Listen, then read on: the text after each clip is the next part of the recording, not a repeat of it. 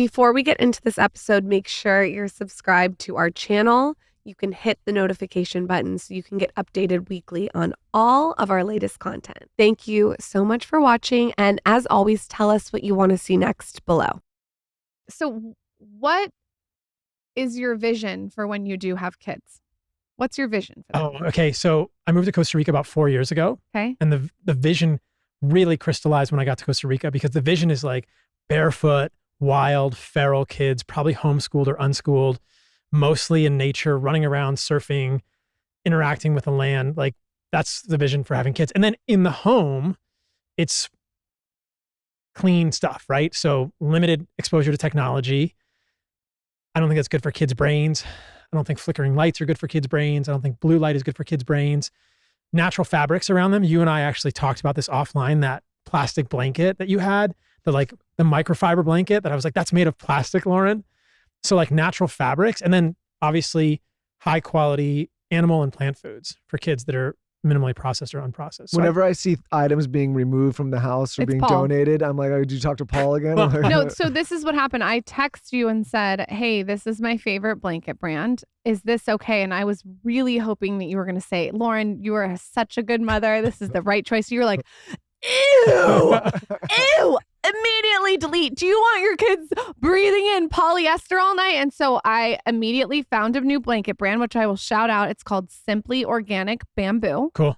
And it's bamboo blankets. And I put it through the Paul Saladino test. And it's good. Yeah. Because the previous blanket, like when I was growing up, I had fleece. You know, I used to be backcountry skiing and stuff a lot. You wear all this polyester, but there's like these microfiber polyester plastic blankets that are very soft.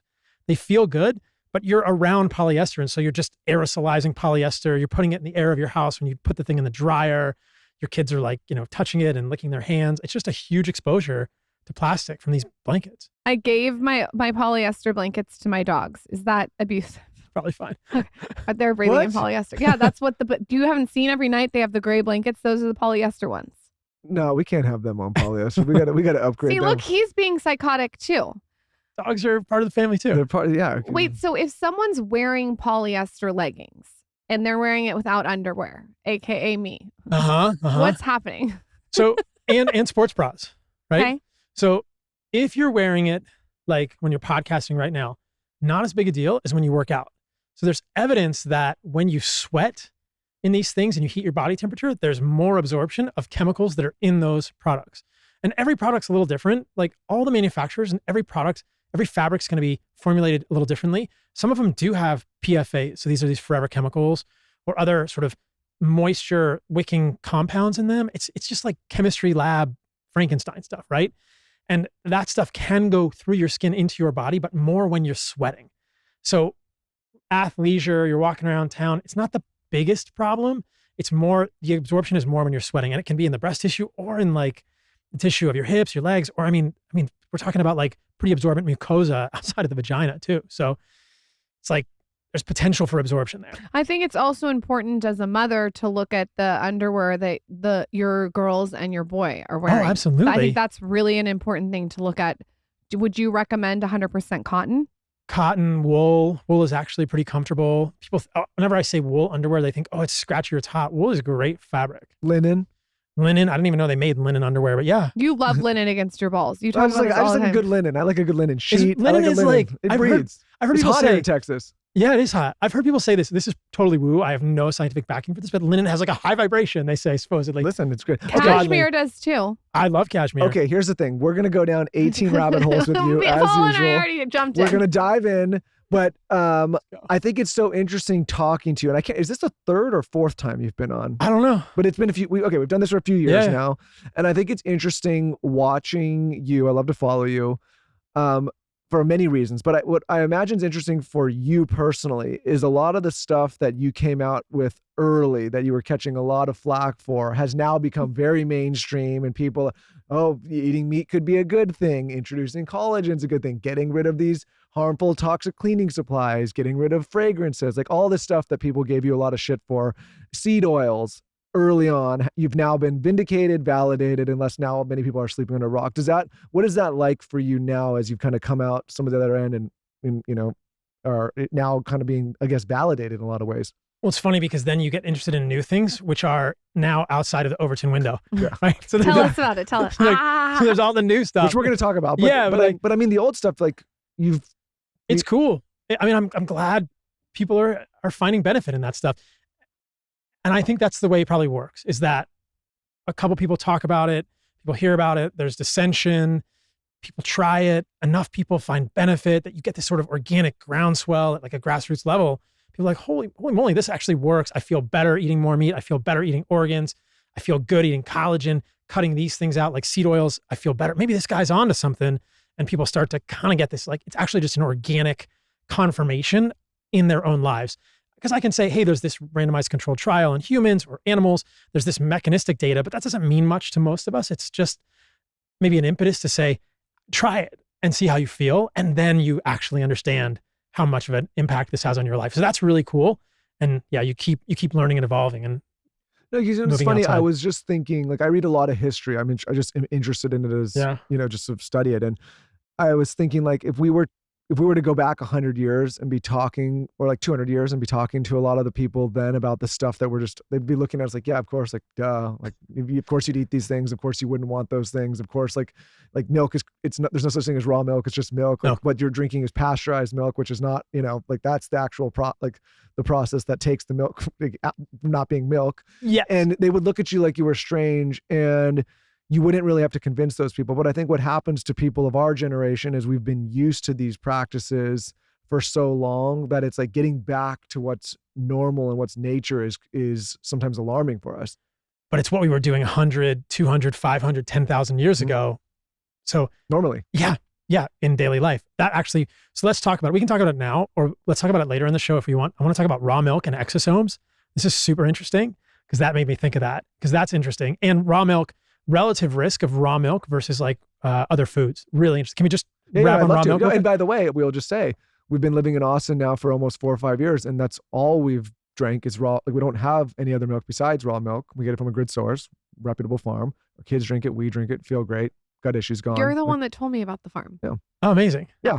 Richardson. Yeah, they're great. But Richardson, please hold my order. Do not sell me out. Okay. So raw milk, like the raw milk rabbit hole is fascinating. We don't have to go too far down this, but a couple of things. So the first thing people need to know about raw milk is that any raw food, whether it's sushi, your salad, or raw milk, has the risk of contamination and can get you sick. But when I had this piece of content that we haven't released yet, so you guys are getting the scoop here. If you actually look at the data, and this is going to sound crazy, but it's true, and we've confirmed it, and I've done all the math. Eating a salad with raw spinach or lettuce is 274 times more dangerous from an infectious disease standpoint than drinking raw milk. Paul, when you put out that piece of content on the internet, text me the next day and let me know how that goes for you in the peanut gallery. It's going to be crazy, but that's the math. Like 274 times, not twice or 10 or 5 or 50, 274 times more likely to get sick eating a salad than you are raw milk. This isn't to say nobody's ever gotten. Where are you gotten. pulling that data from? You can, so People are gonna ask. It's complex data, right? So you can look at the number of illnesses that people get every year from drinking raw milk and the number of illnesses people get every year from salads. There are over, I think it's 2.3 million people get sick from eating salad every year. This is great. This is CDC data. So it's not to say like the salad or the leaf is the contaminant. It's to say the things that are on it or the way people handle it. The spraying of the leaf, right? And that leaves have water and they're sprayed with water that's not potable or water that has fecal material and it's not washed fully. And it just holds the water in all of the sort of folds of the leaf. And it's a dangerous thing.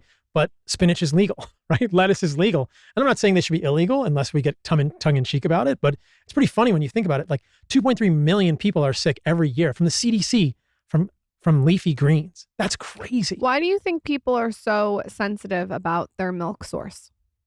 You mean in terms why raw milk is so controversial? Yes. Yeah. It's become a political issue. It's become a political issue. So, which is crazy to think that meat is political or milk is political. These are foods, right? These are foods that humans have eaten for thousands and thousands of years.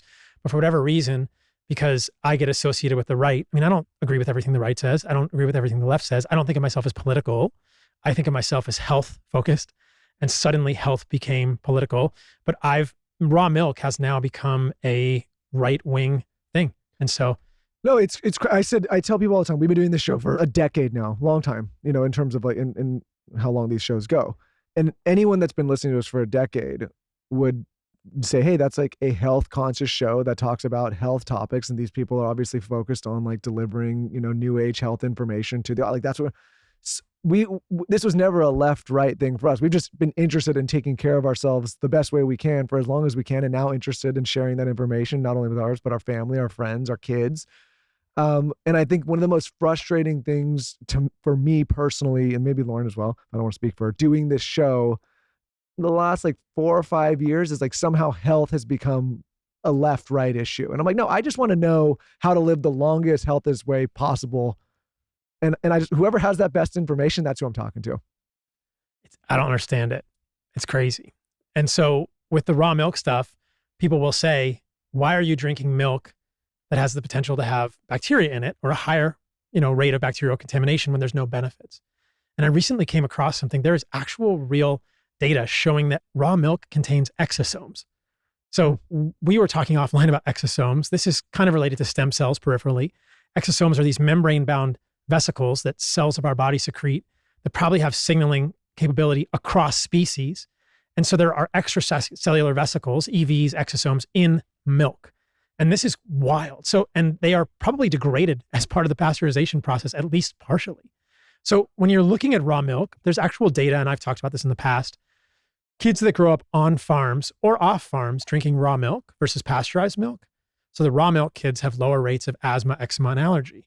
And so the reason to think about raw milk is it a uniquely health promoting food in humans versus pasteurized milk? Some studies would suggest yes. And now there's a potential mechanism coming back to exosomes, which is germane to our previous conversation. Wild. That's amazing that there's exosomes in it. I took my placenta, shipped it across the country after I had it. A doctor took exosomes out of the placenta, put it in syringes and IVs, and then took it back to me and stuck a needle in my arm, put the IV in it, and then stuck the exosomes in my face and my hairline. And it was fucking amazing. How do you feel? I feel great. That's and awesome. also I can see my skin, like it had like a different texture afterwards. And also, like, I swear to God, I can see little hairs, like I don't know if it like activated it, but I think exosomes are about to blow the fuck up.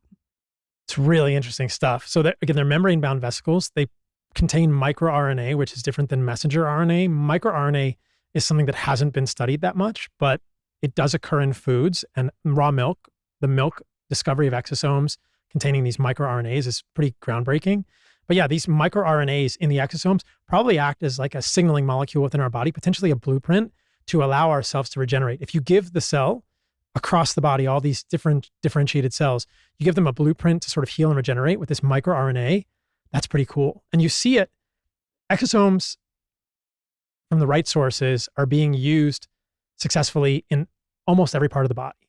They're being used in trials now for ARDS, remember during COVID, so acute respiratory distress syndrome. There's a company here in Austin in phase 3 trials with the FDA. They're the only company doing this in ARDS. So they can give in this trial, this is a human trial, phase 3, they'll give people with ARDS, which isn't as common now because it's not a COVID, time, but you get it from the flu, you can get it from all sorts of respiratory things. You give them the exosomes, this EV, and within a minute, it goes away. Well, If the exosomes are, what kind of exosomes are we talking? Like ones from your own body? What does that mean? These are bone marrow derived exosomes. Yours were perinatal, placental derived, but yeah, these are bone marrow derived exosomes that have been amplified. This company's doing it, but it's interesting.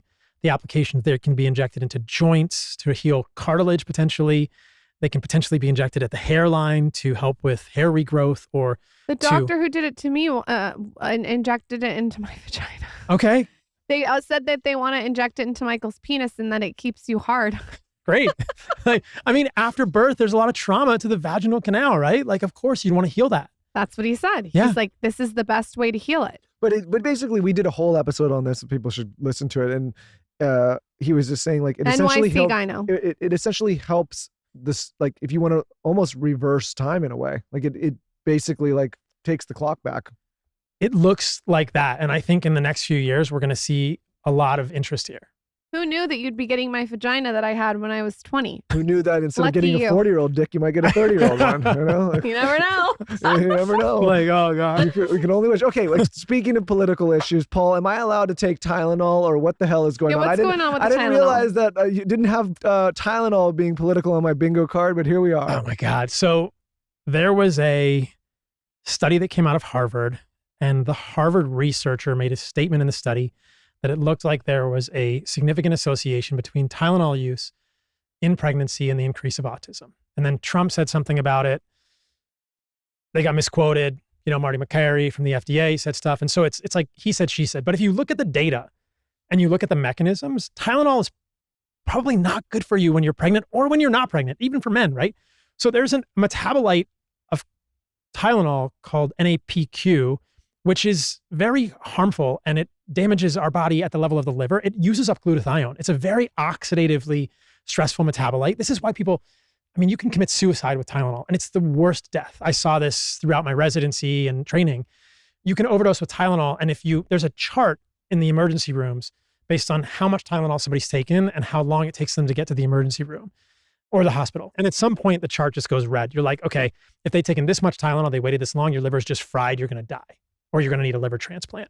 But if you can get them N-acetylcysteine, NAC, which we should talk about, but keep going. Mucomist, in time, you can try and reverse that.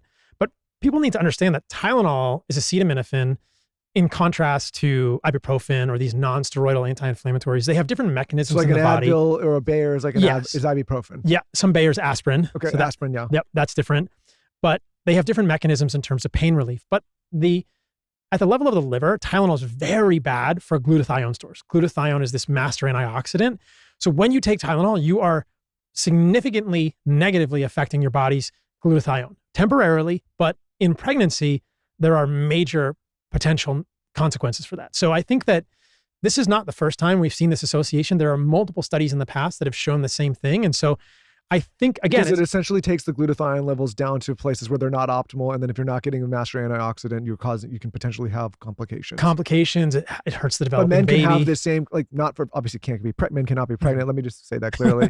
Thanks for I clarifying. got to clear. Yeah. You never know these days. But men too, like, this is why you don't drink alcohol and take Tylenol, because you can One time when I was 21, I was really hungover. I woke up, I took a Tylenol, and my liver like literally started to hurt. Really? And I never took it again because it scared me. It's not a great thing. We think of it as benign because it's not an ibuprofen, but Tylenol acetaminophen is a pretty nasty compound.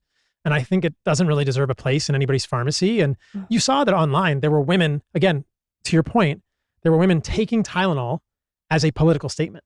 There were pregnant women filming themselves taking Tylenol saying, F you, Trump, I'm taking Tylenol because I believe in science. And of course, they've never read an abstract. To me, that's an insane behavior that you would take anything that could potentially harm your body for any kind of, like, I don't see who wins there, right? Like, it's not like I don't think it proves anything other than you're a lunatic. But I think for the majority of this audience that aren't lunatics, like, people just want to know, like, when is it safe to take Tylenol if it is? And, you know, like, for me, if I get a headache, I will once in a while, my whole life get bad headaches. I try to do all the normal things first, you know, magnesium and maybe some CoQ10, like, all the things. But sometimes I do need to take an ibuprofen. I usually take the Advil. When is Tylenol appropriate, or does it have a place, or do you think it does not?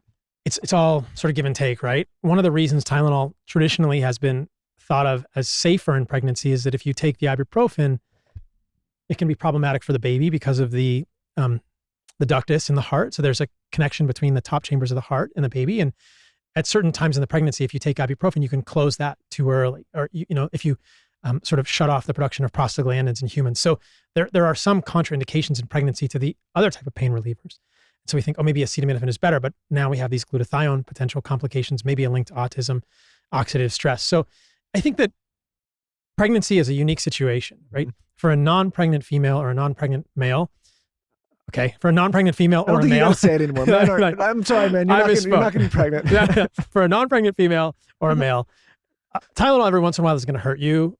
It's not going to kill you. It's definitely going to negatively affect glutathione stores in your liver. But what you can do then is, if you need to take Tylenol for a headache or something, you can also take N-acetylcysteine or some sort of precursors to glutathione. And I want to talk about this because, so we have young age kids that go to school. Yeah. And whenever they start going back to school, I'm taking a bunch of NAC because I want to boost my immune system. And I think, but I don't have a really good explanation as to why I'm doing it other than like, I know when I start doing it, I just don't get sick. Is there anything based in reality on that? And that's what he's talking about is N-acetylcysteine. Glutathione is a 3 amino acid peptide. And one of those amino acids is cysteine. And the rate limiting step in the formation of glutathione is the formation of N-acetylcysteine. So on the cysteine is an amino acid, and there's a nitrogen residue, and you put an acetyl group on the nitrogen on the cysteine, and that's N-acetylcysteine. So we're getting into organic chemistry here. Okay. So it's N-acetylcysteine. That's the rate limiting step in glutathione production is that molecule. So it's been well studied. That is the molecule that we give for Tylenol toxicity in emergency situations in medicine, because when you give N-acetylcysteine, you will increase your glutathione stores, provided most people have the other required amino acids and enough B6 and cofactors to make glutathione. Giving someone glutathione orally has always been tricky because it's not well absorbed and it gets kind of broken down in the stomach. There are some preparations that maybe do it, like a liposomal, or there are other types of, there's S-acetyl glutathione. Maybe that has better absorption than regular glutathione, but regular glutathione taken orally doesn't seem to be as effective. So N-acetylcysteine can increase glutathione stores. And so the potential mechanism here is you're looking at an antioxidant, right? Mm-hmm. So you're looking at the balance of oxidation and reduction in the body. We're talking about the movement of electrons. Can oxidative stress or an imbalance of oxidation overpowering reduction cause immune issues? Yeah, sure. So that would be the mechanism. Is glutathione linked to the immune system? Indirectly linked to the immune system, not directly. You're not directly sort of augmenting your immune system, but indirectly you are supporting your antioxidant defense system at the level of glutathione in the liver. So it's a reasonable thing. Like anything, there are boundaries and you can take too much. And so it is, though, if somebody were to take Tylenol or if their glutathione levels were depleted and they were to supplement with NAC, that's a good strategy to kind of help boost back. It's a very reasonable strategy. You always have to kind of wind back the clock and think, why is my glutathione low in the first place? Why is that for most people? I mean, it could be heavy metals, could be other oxidative stress in your life, smoking, marijuana, alcohol. There are lots of toxins in our environment that can cause oxidative stress. If you were told today that you had heavy metals in your blood, what are some things that you would do immediately? So this is a great question. I think a lot about heavy metals. We're talking about lead, mercury, cadmium, and arsenic primarily. There's a lot of heavy metals, but those are the big four. Lead is often in drinking water or other water, mercury, fish and vaccines and stuff. Cadmium, seafood, bottom dwellers, other things can have cadmium. Cadmium can be kind of high in chocolate. Arsenic, water, rice is a big contamination of arsenic. So if you can get a blood test for metals, right? You can get serum levels of mercury, cadmium, lead, and arsenic. That's a great place to start. If those are high, the first place you look is diet. So if you rank like human exposures to heavy metals, you might think about where we're getting exposed in terms of the food chain first. And some of the biggest exposures, unfortunately, are seafood, followed by things like chocolate, which can have significant levels of heavy metals. Rice is a big one. And potentially, this is, again, we're controversial here, potentially vaccines in terms of aluminum and thimerosal, which I know they're removing. So there are a lot of places in our life where we get them. So if you have high levels of heavy metals, the first thing you do is you look at your diet. That's mostly where we're getting them, unless you live next to a smelting plant in the Midwest or somewhere. And you can flush them out by like sauna, right? And binders. Some sauna, some may come out in the sweat. It's not clear that all of them come out in the sweat, but there is research with multiple heavy metals that they can be excreted in the sweat at levels above what you see in the serum. So some of them can come out through the sweat. Some binders, maybe. The thing about binders that's tricky is depending on the binder you use, whether it's chlorella, right, or cilantro, these are gentle binders. There are more intense binders like DMSA or something that can pull out the wrong things, right? So they're going to chelate the heavy metals, but they're also going to chelate other minerals you want. So EDTA, DMSO, those are like pharmaceutical level binders that we use. So when a kid, gets lead poisoning, they're given EDTA and that pulls the lead out. So there are ways to do this. You just have to be careful at the level that you're actually chelating the metals out. And this is actually something we were talking about before the podcast. Hopefully in the future, we're going to get more methods of detoxification available to us. There's a procedure that I actually went to Spain to get. We don't have to talk about this too much because it's kind of granular. It's called inisphoresis. And have you guys heard about this TPE, like total plasma exchange? Yep. So like Brian Johnson posted a picture of the bag of his plasma on X, like 20 million impressions. The problem with TPE, like people are paying $10,000 a session for TPE now. The problem with TPE is that you're getting a donor plasma. So they're taking blood, they're separating. I don't want that. They're separating red cells from plasma and they're giving you donor plasma. And you don't know whose donor plasma you're getting, right? So that there's a procedure that's been done in Europe, and hopefully it'll come to the US in 2026 through FDA approval, called inisphoresis, where you pull the blood out, you separate the red cells in the plasma, then you run the plasma through a very sort of high density filter, and it can filter out larger proteins, which are often bound to heavy metals. And that is probably a great way to get rid of heavy metals once it's available in the US, if sauna, dietary change, gentle binders don't work. For most people, you'll see the levels of heavy metals drop significantly if you just change your diet. I have an intimate question for you on the sauna route. Okay, we have 3 children. Do I need to ice my balls in the sauna, or do I not need to do that? You do need to ice your balls in the sauna. Wait, does he really? Yeah. Well, if you start icing your balls in the sauna, like with that creepy hat that you wear, what do you mean? I have to sit next to him with his balls in ice? Well, explain why, because I was like, but here's the thing, if I'm trying to kind of pump the brakes on the kid factory for a second here. Well, I don't think that you want to, my concern is this. So there's data in humans, pretty clear data, that sauna level heat will negatively impact fertility. If you stop the sauna, in men and women, or just in men? In men primarily. Okay. The ovaries are a little more insulated, right? So they don't raise to the same balls temperature. Are just out there. The balls are just hanging out there. And men will know this. Women may or may not know this. The scrotum has muscles that raise and lower the testicles based on the temperature of your environment, because the testicles are ideally, Paul, we know this. Supposed to work. All women know this. Supposed to work at a temperature that's a little below body temperature, right? So, when men are cold, the testicles go up. When they're warm, the testicles go down. If you sit in the sauna, it's 200 degrees. You can't.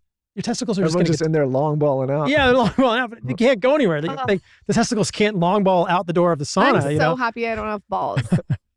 So, but there's pretty clear evidence in humans that when you do that, you will impact fertility. It seems to recover in about 6 weeks, not permanent. But my concern is, okay, if you're impacting spermatogenesis, could you also impact sex hormone production or other things, which all men, whether they want to have kids or not, care about, right? Yep. So you want libido, you want, musculature, you want mental clarity, you want sleep, you want regeneration. All these things are connected with hormonal health too. I have trouble believing that spermatogenesis and hormonal health are completely siloed, right? So I think that as a man, there are other places in your body where you make male hormones other than testicles, but the testicles are really, and the ovaries in women correspondingly, this is kind of like one of the most important places where we make sex hormones. I'm not trying to cook them. So in practicality, if I need to go in there and keep the balls on ice, you're not going in there, like, what do you do? What are you putting them in? This is for the men out there. People need to know this. What do you? You could just get an ice pack. Just an ice pack. Just put it on there in the Wait, so area. You're icing your balls because you do want more kids right away, or you ice don't? the balls so the rest of the body can still heat, but without overheating the balls and causing. So you're assuming after 3 months, when I just had a baby, that we're gonna have another baby? No. I was saying like maybe I should overheat them for a minute, but now I don't want to ruin my sex drive. I don't. The potential. What I was saying is, I have trouble believing that you can have spermatogenesis and sex hormone production completely separate, right? Got it. I'm worried that if you're negatively affecting spermatogenesis, you could also negatively affect sex hormones. And men want sex hormones all the time. But a lot of men already know out there that, like, if you're getting ready to try to procreate, like you want to do more cold, not heat, right?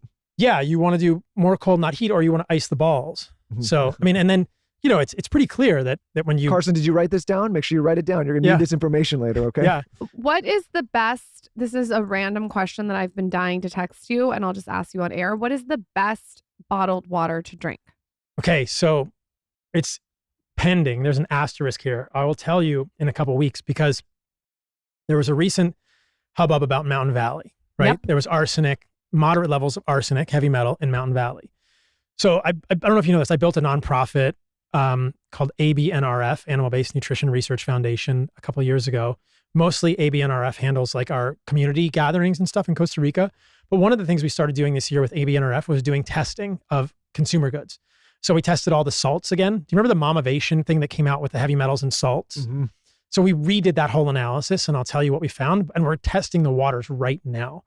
So what we have to confirm is the arsenic levels in Mountain Valley, and then see if Saratoga or Icelandic have heavy metals. And I'll tell you. So what are you drinking right now? Saratoga. So am I. I have no association. So am I. You know why I'm drinking it? Why? I just love the bottle, how it looks on my nightstand. It's so beautiful. Yeah. And I mean, we'll get into collagen and stuff, but it's all kind of connected, right? There are some waters with more of certain nutrients like orthosilicic acid, so silicone, that can support skin health. There are other nutrients in food that we need to support skin health, but pending data on bottled water. On that, we also talked about one of the things we want to touch on. You know, we always talk for the audience. We always talk to the guests before and say like, what's, you know, Paul's been on multiple times. What's interesting? What's new? I want to talk about this new thing you've been discussing about headphones and thyroid issues. Years ago, we used to wear headphones on this show. We don't anymore. I used to wear the Bluetooth things. Don't anymore. I only wear wired headphones in now. I use like the thing where you plug in the phone and, you know. Mm-hmm. Thank God you got him off that, because you know what I do? I told him all this information like 2 years ago and he didn't listen, so I kept sending him your content. Well, my thing and then is you like, switched. My big thing with all of this stuff, like as I don't want to say I'm skeptic. I've been enlightened over the years, but I always You're say like, open. and I'm open. You're open. But my whole thing is like, if there's a product that works just as well and there is potentially no downside, then why not do that? So for me, it's like I have these wired headphones. They're just Amazon products, nothing fancy, and they work just as well. So the convenience of wired headphones is undeniable, or wireless headphones is undeniable. But this is again the thing that was outside the Overton window, and now is kind of becoming in the Overton window. I saw other content about people moving away from the wireless headphones, but for the longest time, when I talked about AirPods or the super AirPods, the headphones, people would really push back, and still some people do. But a recent analysis came out. Again, this is just epidemiology.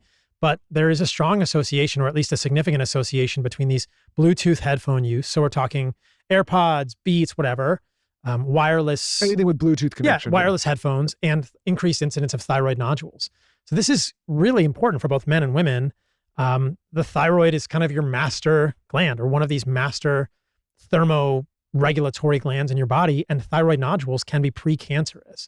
And so this is interesting, and I think it deserves more research. We don't have the full story here, but it makes sense, right? You have proximity, you have a very sensitive, hormonally active gland in your neck, and inches away from that, you are using a RF EMF, so radio frequency EMF emitting device. And I could measure this. I've done multiple pieces of content where you can put an RF meter. It's the kind of thing that looks really geeky, but you can get these meters and you can see how much radio frequency EMF is coming off of these earbuds. And it's essentially like a small microwave in your head for how many hours a day? Like 3, 4, 2, 6. I see people walking around with them in the airports just all the time. But you can take basically, so the measurement of these AirPods or these headphones is in microwatts per meter squared. You can measure the exact same thing out of your microwave. The RF band of a microwave is essentially the same as your cell phone, the same as these Bluetooth bands. So it's a small microwave in your head. And you can take this device and put it next to your microwave and you'll get a huge reading. And it's not as much as a microwave, but it's in the same ballpark. I mean, I won't put the cell phone to my ear. You shouldn't. So I just don't know why I would put these little buds in my ear all day long. It feels like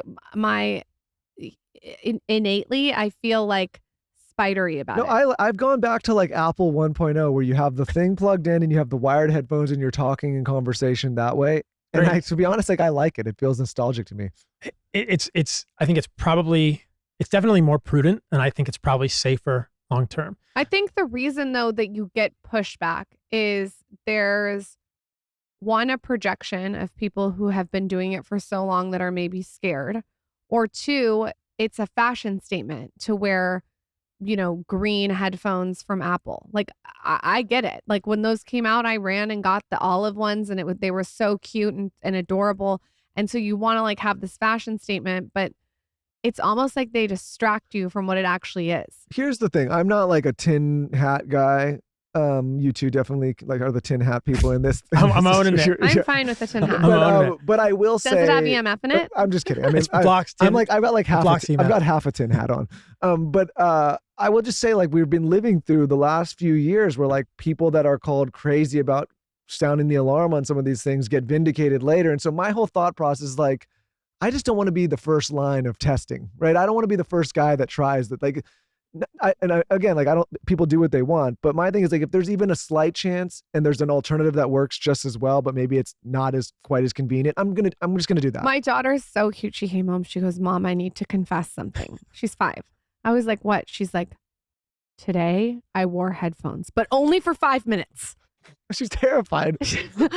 Well, I go, "Were they wired?" And she's like, "They're wired." I'm like, "You're okay." You asked her if they're wired. We've talked to her about it. No, but I mean, listen, I think, we just had Jonathan Haidt on the podcast. And I just keep saying this because his big thing is like kids, screen time, social media. Like he wants them off it. Scary. And it's something that we have to just be. I think the first generation of parents that had children start to use a lot of these new technologies. They didn't know, there was no awareness. They had nobody ahead of them that was able to teach them. And like that's a tough position to be in. And we had a woman on right before you saying, I wish less with that. Like she was just saying, like, if she looked back and changed anything, very successful. And I think like it's the responsibility as you learn more as a parent to like, guard your kids against things that they don't know themselves, and why.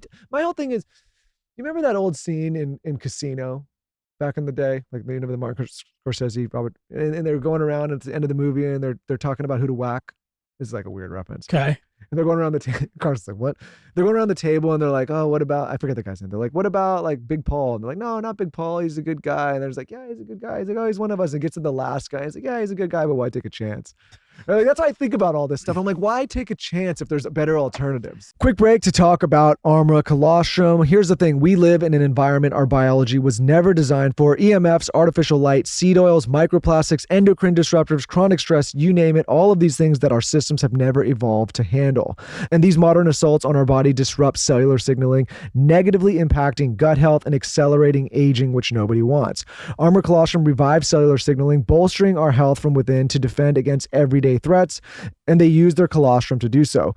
Colostrum is nature's first whole food with over 400 bioactive nutrients that work at the cellular level to reactivate your body's innate capacity to regenerate and thrive. Some of the benefits you can expect by taking Armra Colostrum is you can have a strengthened immune system, which everybody should want, fortify your gut health, which is going to combat bloating and help you feel lighter. Also, it's going to help you ignite your metabolism, which is going to strengthen your gut barrier, vitalized hair growth. Who doesn't want better, longer, fuller hair?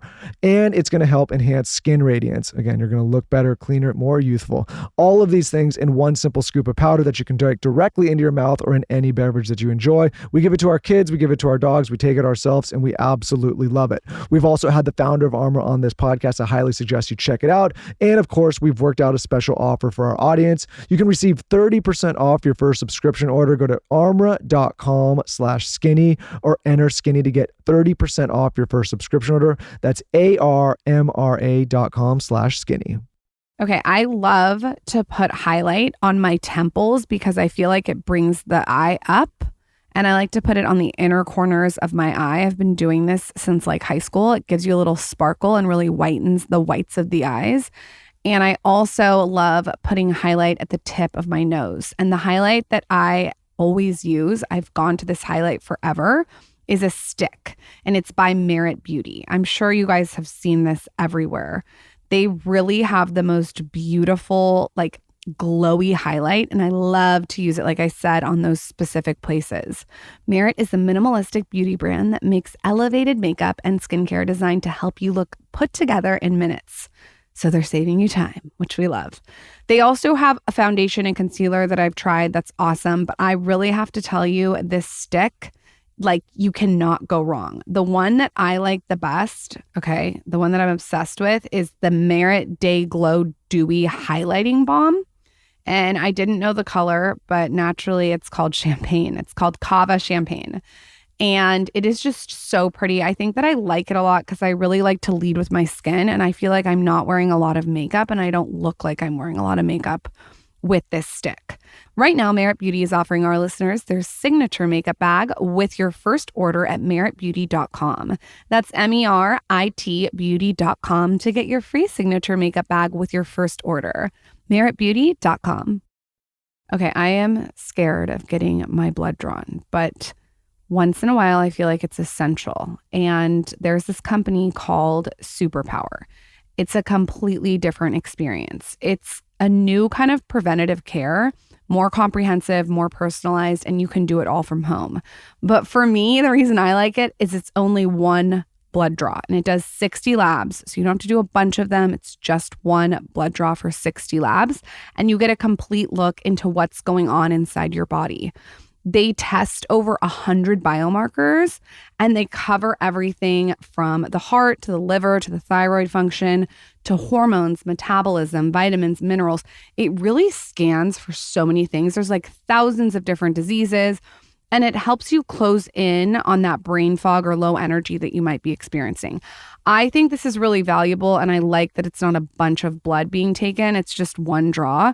You get a personalized action plan based on your results, all laid out in their app, plus access to your own dedicated medical team, and they help to guide you through what to do next. It's literally the same level of insight pro athletes get, but the price is accessible. So Superpower used to cost $499, but it's just $199 for the full experience now. That's a fraction of what others charge. Sometimes they charge like $500 or $1,000, sometimes even more. It's crazy because you can track your steps, your screen time, your sleep. But what about tracking your own biology? It's important. Know your numbers with Superpower. Head to superpower.com to learn more and lock in the special $199 price while it lasts.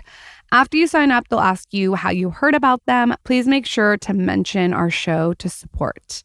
Your biology decoded, your blueprint activated with Superpower.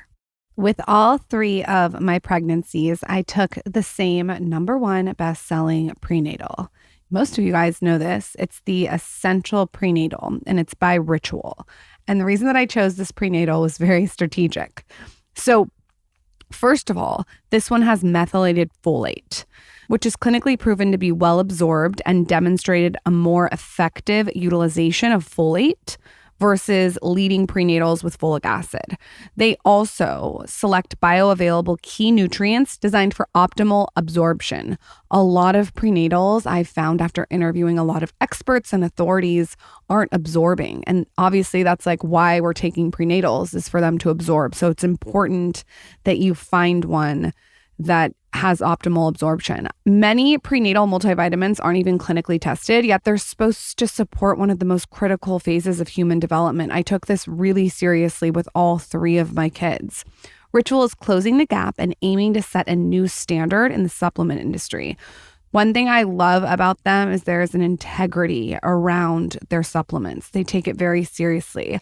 I also am taking their postnatal vitamin. I just love this brand. I take it in the morning. They have like a minty one that has a minty essence. They also have a citrus one. Don't settle for less than evidence-based support. Get 25% off your first month at ritual.com/skinny. Start Ritual or add Essential Prenatal to your subscription today. That's ritual.com/skinny for 25% off. These statements have not been evaluated by the Food and Drug Administration. This product is not intended to diagnose, treat, cure, or prevent any disease. Tell us about bacon. Well, I love bacon. Paul, don't ruin bacon for me. Are you going to? No. So bacon's interesting. Oh, great. Bacon's interesting. This is why I don't text you some questions. I know. Saladino ruins everything. Like Saladino ruins everything. What's wrong with bacon? So there's probably nothing really wrong with bacon. It's an animal food, right? It's just that, pigs and chickens are monogastric animals. When they eat higher levels of polyunsaturated fatty acids like linoleic acid in grains in their feed, they store it. What if you get it from the farmer's market? So if you get a wild pig, like in the wild, pigs don't eat grains, right? Mostly now pigs are fed corn and soy, and chickens are fed corn and soy. And so we can see a transition in the composition of the fatty acid the fatty acid makeup of an egg yolk based on what a chicken is fed. And we can see a transition, we can see a change in the composition of the fat of a pig based on what the pig is fed. So if you're getting a pig and it's really pastured and it's mostly eating roots and it's not really being fed corn and soy, the amount of linoleic acid in the fat of that pig is going to be probably lower than it is in most mainstream pigs. So a wild pig, maybe 5 or 6% of the fat is linoleic acid. Traditional conventional pigs and most pigs, even organic pigs that are fed corn and soy, 20, 25% linoleic acid. And so this gets a little technical, but it gets to this overarching question of how much of this fragile polyunsaturated fatty acid can humans handle without it negatively affecting our health. The biggest source of this fatty acid, linoleic acid, is seed oils, right? That's really my problem with seed oils, is that not only are they refined, bleached, and deodorized, when you eat seed oils, you are packing your body full of this fatty acid in historically unprecedented ways. And your body doesn't know what to do with it. We store it.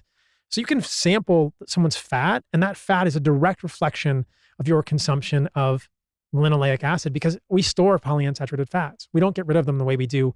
We have the ability to make and interconvert monounsaturated fats and saturated fats, but polyunsaturated fats we store.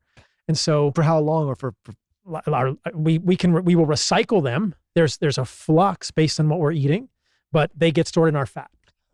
Knowing all the things that you know and what you do for a living, what are your like pet peeves in the wild? Like, for instance, when you get in an Uber and it smells like cologne. Oh, I hate that. Like, give me like your pet peeves of that you just cannot do it. I posted this on X the other day. I got in an Uber in Miami and I posted this like selfie video and I said, like, I just lost Uber roulette because there were 3, Christmas trees. There are 3 Christmas trees hanging here. I'm in the back seat and he hung them in the back seat. There were 3 on one side and 1 on the other and 2 on the rear view mirror. And I had the windows rolled down, but I just wanted to rip them off and throw them out of the car. So Laura yeah, looks like the Joker in The Dark Knight when that's going on. You know, when he's I go hanging like out the this. side I of the go window. like this. I go. Like, it's Her head's out the side of this the is window. why I think it's invasive. It's like projecting someone's scent onto other people. Do you know what I mean? Like, when someone wears the strongest cologne in the world, it's like, if you want to wear your cologne, but don't make everyone around you suffer.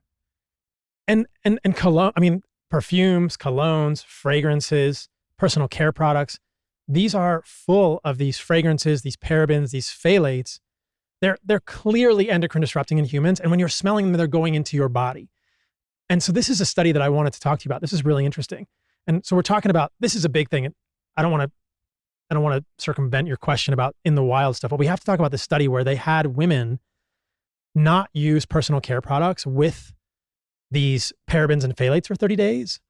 And they saw not only decreased urinary levels of these endocrine disrupting chemicals, but changes in the breast tissue, because these chemicals can be so hormone disrupting and estrogen mimicking that they can create precancerous changes in the breast based on what you're putting on your face or your skin. That's crazy. How do we test our products to see what's in it? So you have to read the label, and the labels are so hard to read. I actually brought some and we can look at them, but the labels are so hard to read that I think that as a guy, I mean, maybe you're the same way. I don't understand half of what women use, or 98% of what women use on their faces and stuff. I think that you just have to really at least start by looking for brands that are saying that they're natural, paraben-free, phthalate-free.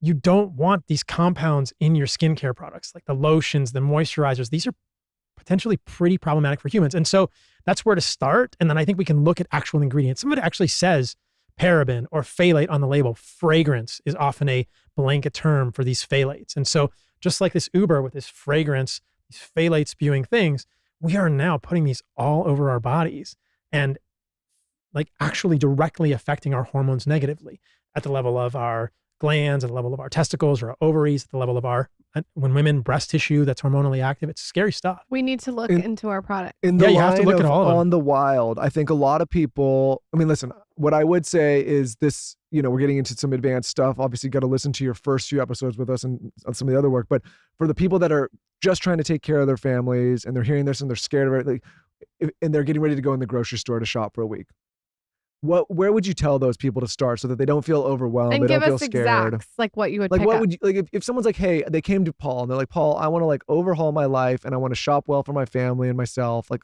Where do you tell them to start? What do you tell them to avoid? So, I mean, a good resource, you could start with animalbase30.com, which is Heart and Soil's sort of like 30-day animal-based challenge. A lot of resources there. And so I think that what you're going to learn in there is you just shop around the outside of the grocery store, right? And this sounds trite, but it's true. Like what's in the middle of the grocery store is dangerous hunting grounds for humans. Those are not the places you want to venture. So what are you picking up when you're at the grocery store? So I start in the outside, I go straight to the meat, right? And I'm looking for high quality meat. I'm either looking for, generally I'm eating grass-fed, grass-finished beef.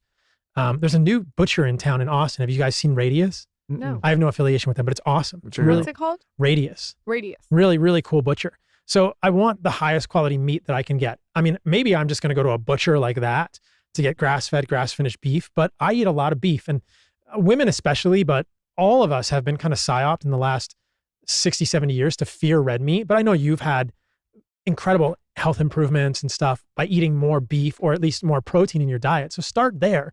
Get high quality animal foods, high quality eggs, simple foods, single ingredient foods to start. So meat, eggs, these have single ingredients. They don't even have a nutrition label. And then when you're looking at things beyond that, you're like, okay, what about plant foods? Just get unprocessed plants. Like if you want to get vegetables, great, get fruit. You really can't go wrong with meat, eggs, vegetables, and fruit. What's up with the pushback with eggs? I think, what do you mean? The cost of eggs or the... No, there's a whole pushback on eggs right now. I'm seeing it on Instagram. What? It's exhausting. What do you mean pushback? It's on and on. You haven't seen it? I saw one guy go into a grocery store and look at where the eggs were coming from. No, there's a pushback on actual Pushback on eggs. what? I'll send it to or you. like you shouldn't eat eggs? They're not healthy? They're saying they're not healthy. Well, those people are lunatics. Okay. I don't understand If it. you tried to get me off eggs, I would just I've die. heard some people don't do it because of acne reasons. I love eggs.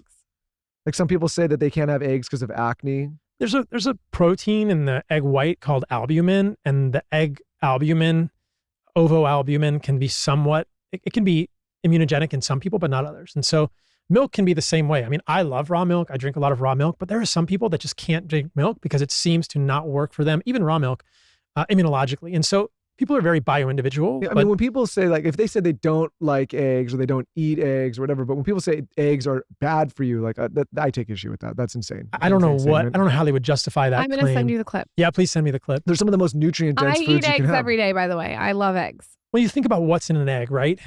You've got choline, which is great for our brains. It's great for developing kids. It's pregnant mothers, postpartum, right? There's not a lot of choline in plant foods. You get choline in meat as well, but eggs are an incredible source of choline. Biotin, which is technically a B vitamin, that's good for skin health. Not a lot of great biotin sources in plant foods. You got folate, you got preformed vitamin A in the retinol form. I mean, the list goes on. And the egg yolk is like so nutritionally rich, riboflavin, and it's a unique set of nutrients that are often a little bit hard to get other places. Not impossible always, but there's a lot of unique nutrients in an egg yolk that are valuable for humans. One thing that I think has grown my hair like no other is organ meat and collagen and amino acid. Beef collagen. It's nose to tail collagen. Yeah, this stuff. Yes. The lineage. I hope, you know what? I forgot But it's beef.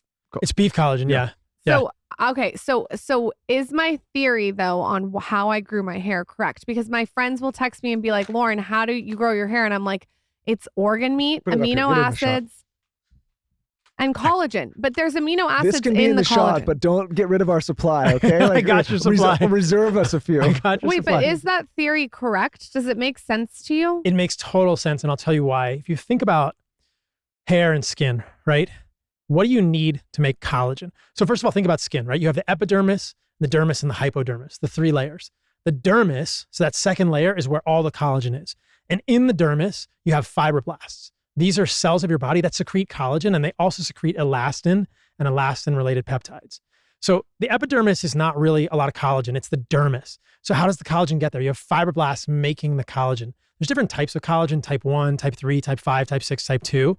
But in order to make the collagen, there are certain nutrients you need to make collagen. And the nutrients are vitamin C, zinc, copper, even creatine is helpful, and maybe a little bit of silica or like orthosilicic acid. So you think, where do you get copper and zinc? These are hugely bioavailable in organs, and organs are an incredible source of copper.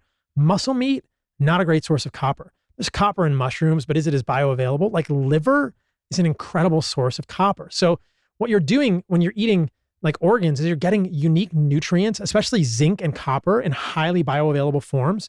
And that gives your body sort of the cofactors needed to make the collagen. Then you need amino acids because collagen, like glutathione that we talked about earlier, is a tripeptide. It's 3 amino acids, generally speaking: glycine, proline, hydroxyproline.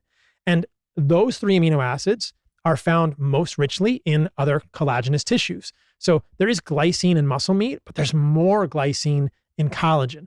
And we don't really take collagen undigested and incorporate it into our body. We break it down in our stomach into smaller units than the full collagen molecule, because collagen is a long chain. Collagen is actually a triple helix. It's like 3 molecules of this collagen wrapped around each other in an alpha helix. You know, DNA is kind of this helix, this double helix. Collagen is like a triple helix. It's a really cool kind of fiber. And the way it works is when you break that fiber down into component amino acids, there are dipeptides that survive. It's usually proline, hydroxyproline. So this is 2 amino acids. So that long strand of collagen gets broken down in your stomach, but that dipeptide survives, and that dipeptide actually signals in your body, which is really cool. The same thing happens with elastin. There are elastin-related peptides that signal in your body, probably to the fibroblasts in the dermis, to make more collagen. So people will say, oh, you can't digest, you digest the collagen. You can't take collagen and make more collagen. Well, technically no, but you're giving your body the raw materials. If you're eating organs, you're getting the cofactors needed in the minerals and the nutrients. And the dipeptides from the collagen breakdown actually signal to the cells in your dermis to make more collagen. So that's interesting. So actually consuming collagen probably can signal to cells to make more collagen in your body. It's pretty cool stuff. So because of the glycine, are you maybe better off taking this at night instead of the morning before bed? People do. Yeah. Glycine is one of these amino acids that is thought to be calming and maybe crossing the blood-brain barrier and affecting GABA. So there's the GABA receptors in the brain, which affect alertness. What I do with this, this is what I do every morning, every single morning. I take 2, sometimes 3 scoops of the nose to tail collagen every single morning. And then I put my electrolytes in it. I put a packet of vitamin C, a packet of elderberry from Symbiotica, and I froth it up. And I drink that down before I have coffee. And that gives me a little bit of protein. It gives me an electrolyte, and it gives me some vitamins. And then I have my coffee after. It's great. I mean, you don't need electrolytes with this. This has the sea salt in it. Overkill? Just a little. Sometimes I also put the Heart and Soil protein powder in that concoction too. No, that's great, because then you're getting more of the raw materials, because collagen, again, is mostly glycine, proline, hydroxyproline. But when you have the whey protein from Heart and Soil, has a more full complement of amino acids, right? That's why I mix it in. So collagen is not necessarily the protein you want to take if you want to build muscle. Got it. But it does have the precursors to make collagen and potentially the signaling molecules and the dipeptides. So if people don't know, Lineage is a company that I co-founded. And one of the things that we do with Lineage is I wanted to make things like meat snacks or meat sticks or collagen better than what I saw out there, because there's nothing. There's just stuff that wasn't, it's like, the way that we formulated it makes so much sense. So in that we put beef collagen, but it's not just that, right? We also put eggshell membrane, because the eggshell membrane has elastin.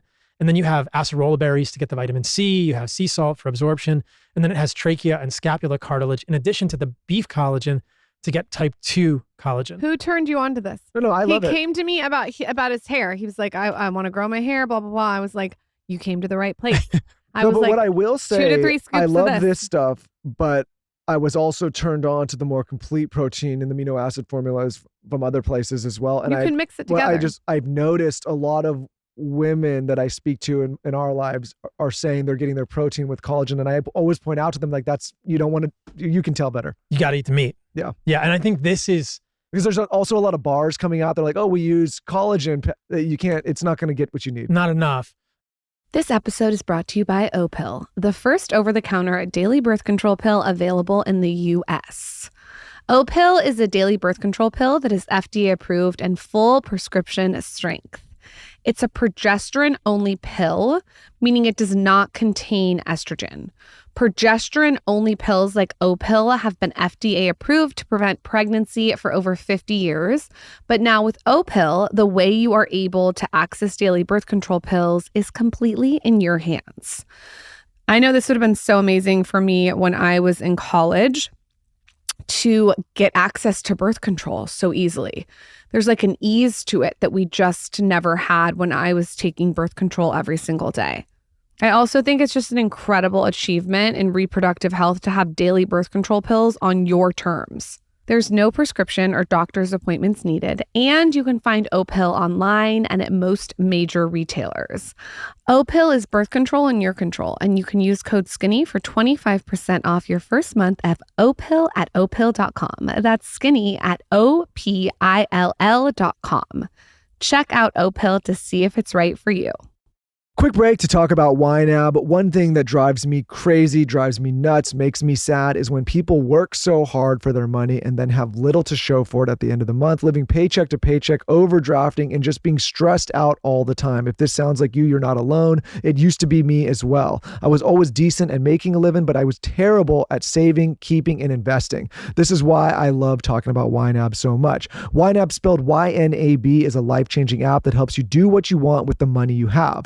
You'll create a flexible plan for your money through the simple practice of giving every dollar a job, keeping you focused on the life that you want. We did a whole episode with the founder of YNAB on this very podcast. I highly suggest you take a listen or watch it on YouTube because we dive into all of this. But for those who want the quick rundown, if you're looking to cover your mortgage or fund your 401k, pay your rent, and do this all without sacrificing dinners with friends or that long-awaited trip abroad, YNAB is for you. With YNAB, you'll stop wondering where your money goes and start deciding where it will take you instead.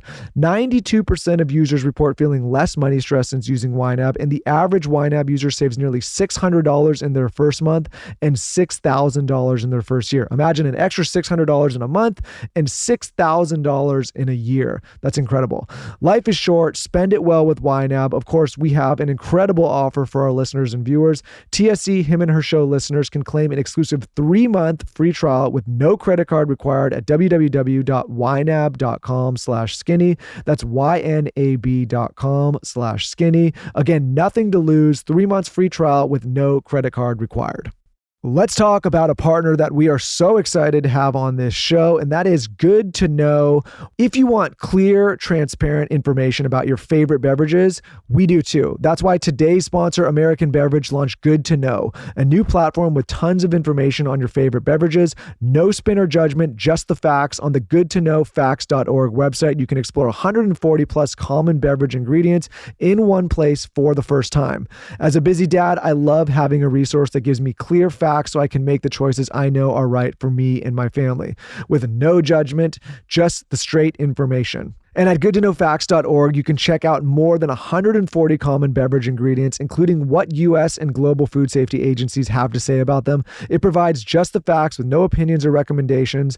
What I like about this is that it puts you in the driver's seat for your family because you know what's best for you and your family. And now you can get clear information about what's in your drinks without having to dig through confusing websites. There is nothing worse in a 2025 world when it comes to food and beverages, trying to siphon through the ingredients, wondering what's good for you, wondering what's bad for you, not getting the information at all in some cases, which is why goodtoknowfacts.org is so impactful and such an incredible resource. So if you want to know more than what's on the label of your favorite drink, goodtoknowfacts.org is a great place to start. So check them out. Visit www.goodtoknowfacts.org for more information. I am so obsessed with this brow peptide. I use it all day long. I use it in the morning. I use it to touch up my brows. I even use it at night. Why it's amazing is it's castor oil. Castor oil is what Egyptians used to use to grow their hair. And I added a peptide to it, so it's a little umph. So many of these brow growth serums on the market are melting the fat around the eyes, which is so crazy. And this one is just non-toxic. I use it while pregnant. And it just gives your brows this like glazed, youthful look, almost like a feathered brow. It's so pretty. I caught Michael using it. That's how like clean it is. A guy can use it and it lifts your face. I use this after my skincare. So in the morning, I habit stack it onto all of my skincare. So I'll do everything. I'll put my caffeinated sunscreen on, and then I'll just use the spoolie to go through my brows and brush them up. And it, like I said, it gives you like a wet lifted look. And then I also will use the little lash one. See how we have like a little lash situation at the bottom on top of my lashes before I go to bed after my skincare. You can touch up your brows with this. I sometimes even will use brow pencil. My makeup artists use it. I think this is my favorite Skinny Confidential product. I'm very, very proud of this. And it works. It grows your brows because, like I said, castor oil, Egyptians. Telling you, you got to try this. I have one in every purse. You can't go wrong. You can subscribe on our site, shopskinnyconfidential.com, and it's delivered straight to your door. If you want to upgrade your beauty routine and upgrade your eyebrows and lift your face, you got to try the Skinny Confidential's Brow Peptide. So this is interesting. And, this is exclusive here. I'm going to drop this on Skinny Confidential. So Lineage is also coming out with a protein bar, and it's going to have whey protein and collagen in it. Smart. And we want to put a link in the show notes, the description, if you want, so that your audience can get the first access to the bar, because it's coming out the beginning, like a little later this year, the beginning of next year. But this is super exciting because the protein bars out there are garbage, and we wanted to make a better protein bar. So we're going to make a protein bar with whey protein and collagen. And we'll put a link, if you guys want, in the description so people can access that like exclusively. Can they go shop first. The collagen I like with code SKINNY? Yeah, sure. The one I like is the nose to tail collagen, but I also don't sleep on the 60 grams of protein organ sticks that I eat. I see them in your... They're in my purse. Yeah. Those organ sticks are everywhere. My kids eat them. That's how they get their organs. And I think of it like a little vitamin. It is, and whether you get it with like fresh or you get it in the sticks, however, like we said, there are unique nutrients in organs that we often don't get, like copper or peptides and things like this. But your point is well taken. Like the idea that you don't want collagen to be your main protein source. And if I could say one thing. Well, I see a lot of bars doing that, and then people thinking they're getting their protein, and it's not. It's not complete. You want the other amino acids to go with it. And you also, like, if women just, and I think you are like the perfect poster child for this, Lauren, if women ate more meat, they would just feel and look better. The nutrients that women need are in meat, and there's been a psyop against women to not eat meat. Well, listen, as her husband, it's funny, she's adopted eating a lot more meat in the last, especially since we've moved to Texas, and lifting weights and doing organs. Things and organs. And like, I've been with her pretty much our whole life since I was 20 now, and in New York since we're 12. And I think like this is the healthiest she's been. I mean, ever, right? Well, I have to lose 30 pounds right now. No, but I mean, like, but still, beyond that, like, we got you. Happy, healthy, all the things, and like the diet completely changed from when I think you were less happy and healthy. No?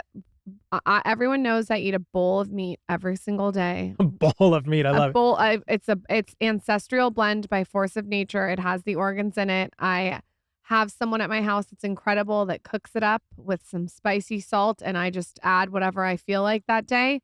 And you can add sauerkraut, you can add rice, you can all sorts of stuff. And listen, the bowl of meat, it keeps the hair growing, keeps the collagen plump, keeps the fertility strong. Keeps the fertility. Guys just making good babies in the world. I mean, I just have to say this because I'm so appreciative that you came into the documentary. Yes. So tell us about that. People may not know this, but I made a movie. It's coming out later this year. We're doing a film tour in December. Lauren is in it. I am. And you look amazing. And she tells her story in the movie. The movie is called Food for Humans. So hopefully when this podcast comes out, there'll be tickets on pre-sale at foodforhumans.com. But here's the deal. There's so much vegan propaganda out there. And I've met too many people in my life who said they went vegan because they saw a documentary.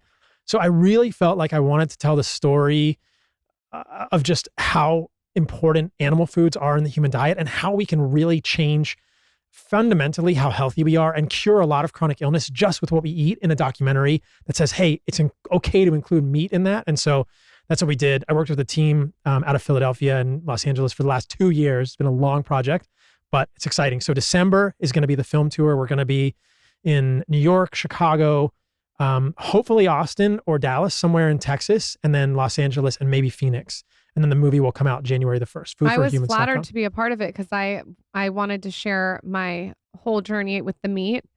Listen, you got to do what works for you. Test it out. Give it a ride. It's worked for me. But I think it's so cool because you probably know this better than me. When I'm in the world, people come up to me sometimes and they say, hey, I benefited from what you do. But I just want to appreciate you because there are probably thousands, if not tens of thousands of women who eat meat because of you, because you as a woman were talking about that. And that is awesome for these women. Like, that's so cool how many lives of women that may have been fearful of meat and they hear you talking about how much better you feel with it and they're benefiting. So thank you for sharing that in the movie and in general. I'm passionate about it. I mean, it's really changed my life. on that note, I think it's a relevant question to end the show with. We'll have some rapid fires, but this one is, you've been at the forefront of this health conversation for a long time now. And like we mentioned earlier, somehow health has become political. Yeah. How do you think we get health to get out of the political realm and back into where it belongs, which is with everyone that just cares about looking and feeling? Like, how do you reach those people that are determined to keep this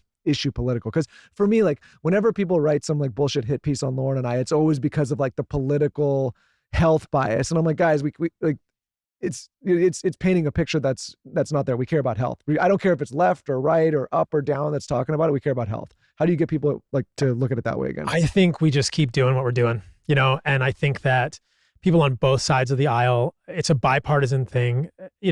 People are going to get sick who are on the right. People who are going to get sick who are on the left. And I hope that both political persuasions or people who are in the middle, who are libertarian or wherever, I hope that people from across the spectrum will benefit from, authentic, candid conversations like this about health. And then I think over time, like, the cream rises to the top, right? The truth comes out. And I think,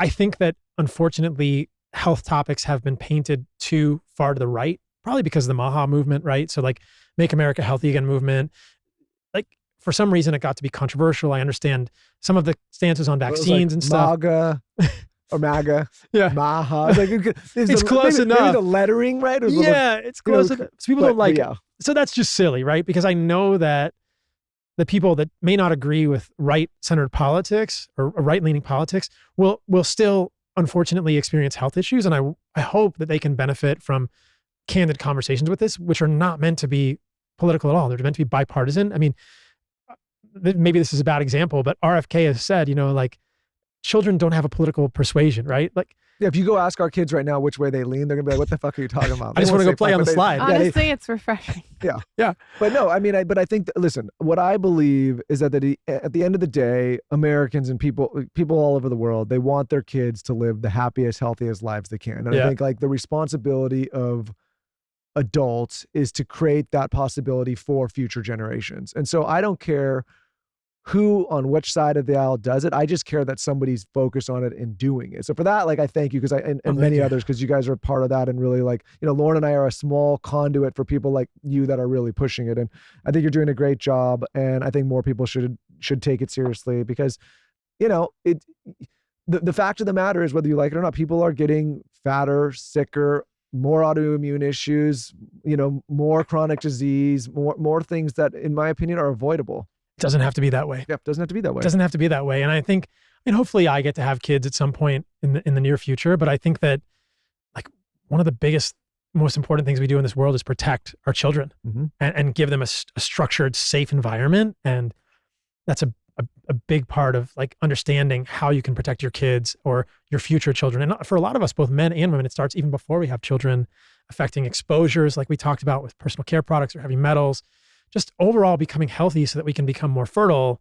And then once we have children, understanding how to create the environment that you asked me about at the beginning of the podcast, Lauren, to really protect them in the biggest way. I mean, what's more important than that? No, listen, like, people are, there's a lot of, anger out there right now. And I think that's also driven by people, in many cases, being unhealthy. Like, when you're looking good and you're feeling good and you're healthy, like, some of those negative thoughts and biases will go away, because you don't want to go down that right when you feel great, right? Mental health is this hot button issue. It's a whole nother, we could keep going for another hour and talk about it. But, and I think I completely agree with you. I think mental health is inextricably linked to the quality of our diet and the quality of our environment. And if you eat crappy foods, you are much more likely to be angry and irritable and experience mental health issues. I mean, I've seen it firsthand. It's crazy. I mean, people with depression, anxiety, all sorts of issues gets better too. Not only do people lose weight, become more fertile and happier, they also actually think better and feel better from a mental health standpoint when they improve their diet. The next time you're in Austin, how long are you here for? A week. Oh, I'm going to have my dad get you some of his elk pozole. Oh my God. He sells it at the farmer's market. Yeah, I love it. It's so fucking amazing. We have it for dinner like all the time. I would love it. I'm going to have him get you some. I'll Thank you. Figure it out with you off air how to get you. Yeah. And you just heat it up. You can put some avocado on top, with a little bit of like cabbage and some raw onion and lemon. It's so good. Sounds amazing. Yeah, you'll love it. Sounds amazing. Okay, Thank you. I'll get you guys some. They do it with bison and they do it with I elk. forgot to tell you to bring me the honey in a smoothie. The honey in a smoothie. Yeah. Remember you made me a smoothie last time? Yeah. You set the bar too high last time. I know. I want a Paul Saladino smoothie. That smoothie's so good. You did the protein powder. So the Lineage protein powder, raw milk, honey. You can put in some heart and soil organs if you want. The Lineage already has organs in it. Yeah. Heart and soil protein powder. Oh, the heart and soil organs if you want to put that in. So. What do you mean the heart and soil organs? I haven't tried that. Oh, we have capsules. So heart and soil makes. Oh, I do have those. Yeah. The her ones. So there's, heart and soil makes her package and whole package. And we make a bunch of different organs, but actually I should shout this out today. We just got into Sprouts today. So I'm really proud of the team. They did a great job. So 450 locations of Sprouts across the country now has organs, wow, in capsules because a lot of us don't want to eat. So you just open the capsules and put it in. You can just open the capsules and put it in the smoothie. Yeah. When you make Towns a smoothie. Okay. You're amazing. Go follow Paul. I love following you. What's your Instagram? Pimp yourself out. It's just Paul Saladino MD everywhere. And yeah, I hope the content is helpful for people. It's been a humbling journey. Thank you guys for having me on again. It's always good to see you. You can come back if they're still skeptic, come back in 6 months. You'll be vindicated again. I will see. Lineage nose to tail collagen. Thank you guys. Thank you.